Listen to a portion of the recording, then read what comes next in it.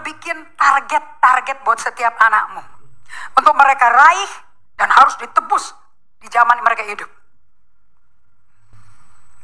Allah menghendaki setiap orang tua itu sesuai Mazmur 127 sebagai warrior. Kalau bahasa Indonesianya pahlawan. Kalau di bahasa Inggrisnya a man of war, orang yang tangkas, orang yang fasis, terkap bagaimana berperang melawan iblis dan menyalibkan dagingnya sendiri. Akhirnya bisa melepaskan anak-anaknya sebagai anak-anak panah. Di Mazmur 127 ayat 4 dan 5, anak-anak adalah senjata di dalam tangan Allah. Betul nggak? Karena anak itu anak panah, berarti dia senjata dong. Right? Anak-anak adalah senjata di dalam tangan Allah. Anak panah itu tidak dimaksudkan oleh Allah disimpan terus ditabung. Tempat nyimpan anak panah. Disemir-semirin, dimengkilatin, dipajang-pajang di tembok. Nggak perlu. 18 tahun kamu nggak bisa berhasil memegang anakmu, mendidik dan membuat dia jadi anak panah. Dia akan liar hidupnya. Nggak ada pendeta bisa bikin kamu bertobat. It takes the Holy Spirit to convict you. Karakter itu digambarkan di Alkitab sebagai buah roh. Kembali ke Mazmur 127. Seperti anak-anak panah di tangan pahlawan. Demikianlah anak-anak pada youth, kampus. Kamu mestinya anak panah di keluargamu. Berbahagialah orang-orang yang telah membuat penuh tabung panahnya. Dengan semuanya itu, ia tidak akan mendapat malu apabila ia berbicara dengan musuh-musuh di pintu gerbang. Keluarga saya kayak begitu.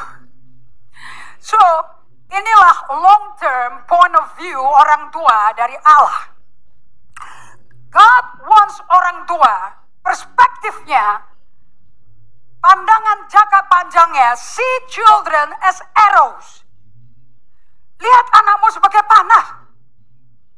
Bukan sebagai anak yang pilekan, yang alergian, yang gangguan mental. Look, sekarang bisa gangguan mental, sekarang bisa kinestetik, sekarang bisa ADHD, sekarang bisa traumatis, tantrum, whatever term you want to call it. Tapi lihat mereka tiap hari, the arrows of God. Anak panah di tangan Allah. Kalau setiap orang tua punya long term point of view-nya, anakku itu anak panah di tangan Tuhan. Dia senjatanya Allah loh. Pasti tanggung jawabmu menghandle anakmu berubah loh. Pasti tanggung jawabmu, bagaimana kau bertanggung jawab mendidik anakmu akan revolusi, mengalami revolusi. Sebab kamu diminta Allah, itu anak panah harusnya diluncurkan waktu dia terbang. Dia masuk dengan membawa kuasa kasih Kristus ke dunia yang tidak ada harapan. So, setiap orang tua mesti membesarkan dan mengasuh anak-anak untuk dilepaskan agar memberi dampak lebih besar daripada dampak orang tuanya di masa ini dengan kasih Kristus. So, God is the one who designed your children, boys and girls, to have a great plan. Bukankah Allah berkata, lebih baik orang yang gak punya apa-apa daripada kaya tapi gak punya hikmat? Betul gak?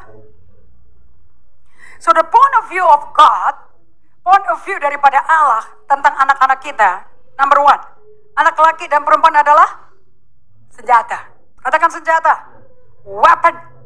Mereka di mata Allah adalah anak panah. Saya mau tanya, kamu dikasih senjata, revolver, digeletakin di meja kamu, buah, kaget kan?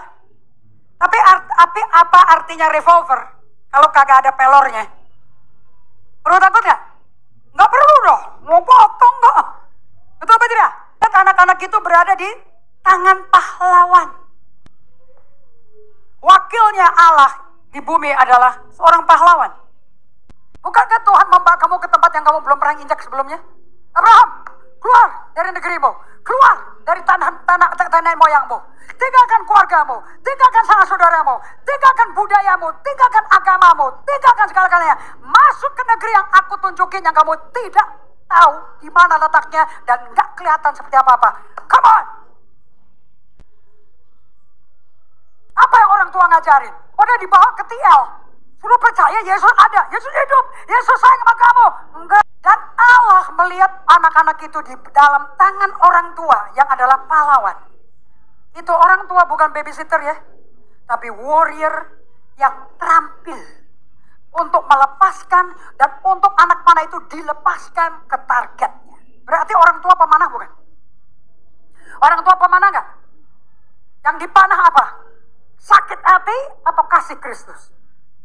Nah, anak panah pada waktu diluncurkan, dipanahkan ke targetnya oleh si pahlawan yang ngutus orang tua dong. Kenapa pendeta? Pendetanya memuridkan orang tua, itu lebih cocok. Allah menghendaki orang tua harus berada dalam posisi melatih dirimu, hai orang tua, menjadi warriornya Allah, si pemanah ulung. Yang jelas visi Allahnya bagi si anak itu. Sampai menjadi pahlawan di mata dan di mulut si dan di hati anaknya. Sampai anakmu berkata, you are the warrior of my life. Dia gak akan ngomong waktu kamu 11 tahun, 12 tahun, waktu dia 12, 13 tahun. Dia akan ngomong, when there is 21. Kamu yang membuat aku berhasil di dunia ini.